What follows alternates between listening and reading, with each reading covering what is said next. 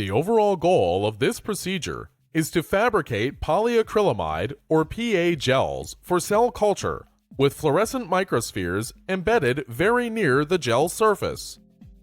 This is accomplished by first functionalizing glass cover slips with poly-D-lysine.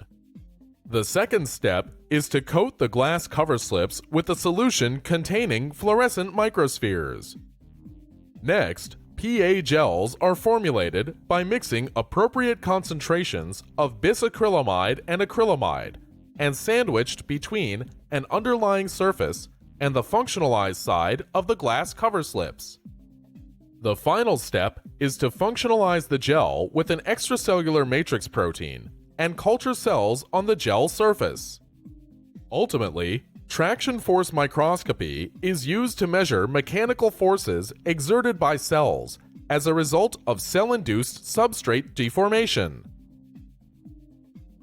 The main advantage of this technique over existing methods, such as traditional PA gel fabrication, is that it localizes fluorescent microspheres to a known location within the gel depth, allowing for a more accurate calculation of cellular traction forces. Visual demonstration of this method is critical, as special care must be taken when functionalizing the glass cover slips in order to ensure the fluorescent bits to transfer properly to the PA gel.